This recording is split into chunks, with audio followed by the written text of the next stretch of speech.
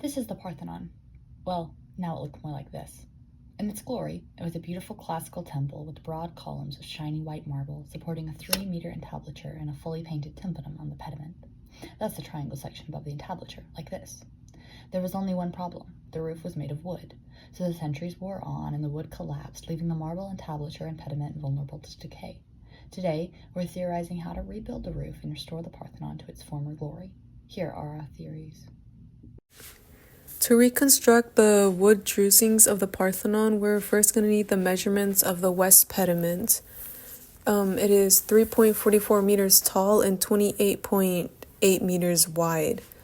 To start off easily, we're going to split it in half and use SOHCAHTOA and the Pythagorean theorem to get basically the exterior of the truce figured out, a truce triangle figured out. Then we're going to split it into 3 other smaller triangles within the big triangle.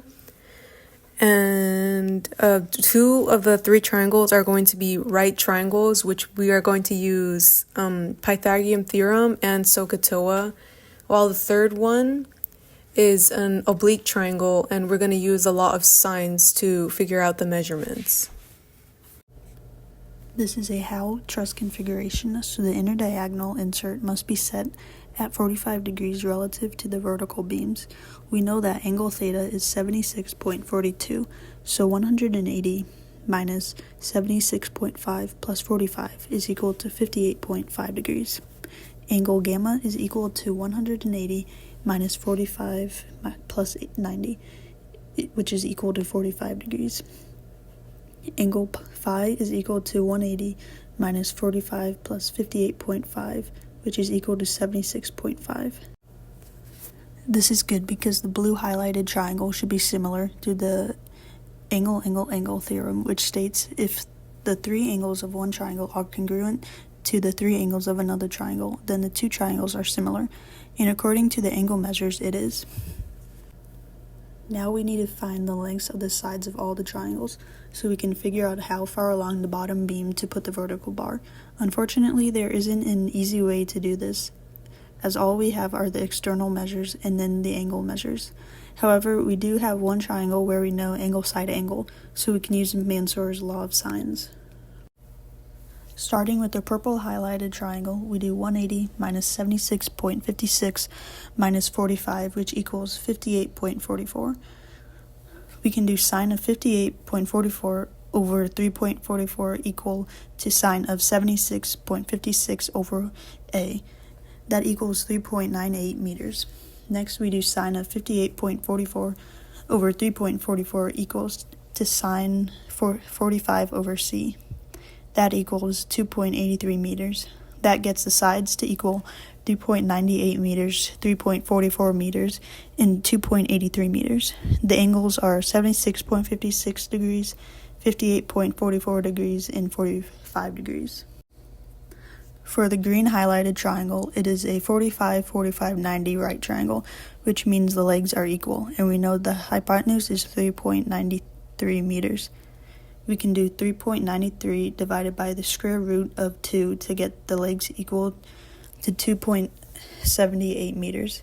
That gets the sides to equal 2.78, 3.93, and 2.78 meters. The angles would be 45, 90, and 45 degrees.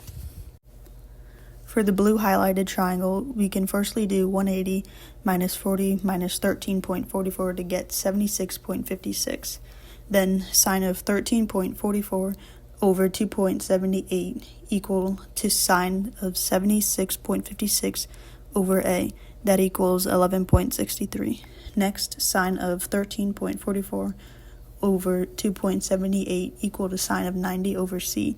That equals 11.96. This gets the sides to equal 11.63, 2.78, and 11.96 meters.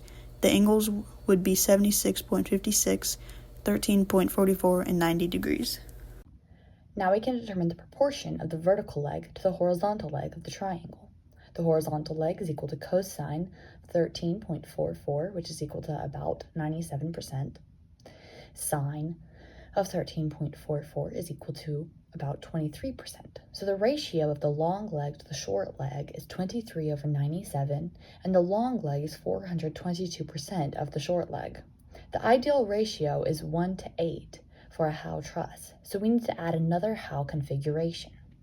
For triangle 1, we know the degrees A and C. A is 76.56 and C is 45. To find B, we're going to do 180 minus 76.56 minus 45, and this is equal to 58.44. To find the sides A and C, we were given B, it's 2.78. To find the sides A and C, we're going to use a Monsieur's law of sine. For A, this is sine 58.44 divided by 2.78. Equal to sine 76.56 divided by A, and A is equal to 3.17.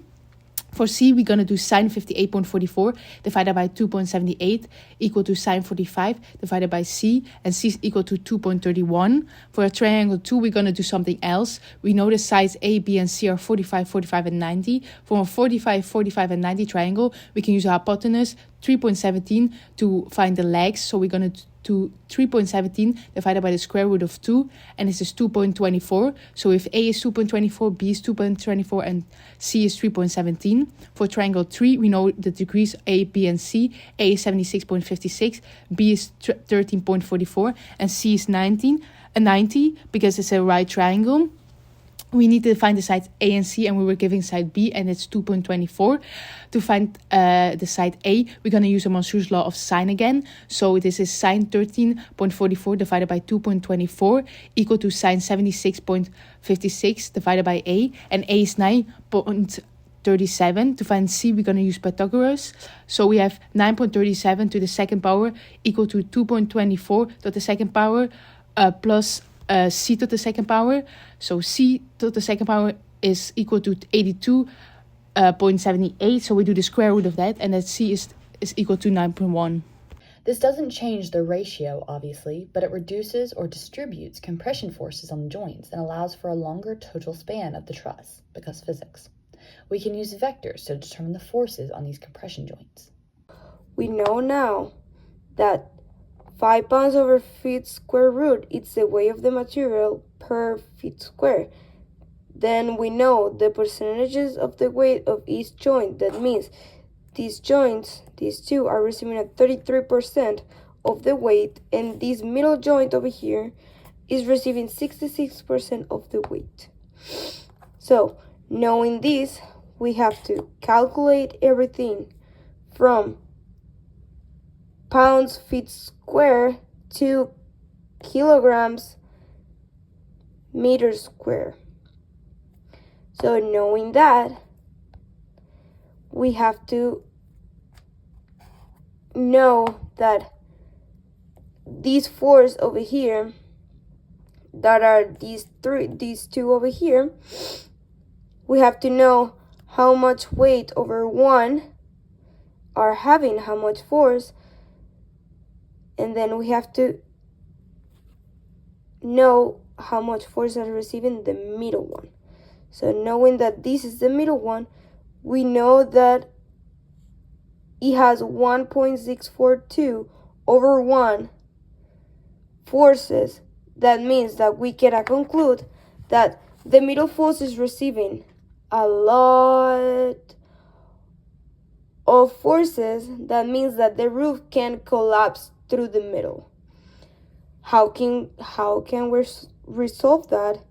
Is trying to spread out a little bit more of the weight so the roof cannot collapse and have one joint receiving a lot of the weight, more than the other weight, so the roof cannot collapse. This type of project is specifically useful in the restorative architecture world. While the Parthenon is now just a world monument, and thus perhaps should be left as it is, there are other ancient buildings that still serve their original purpose.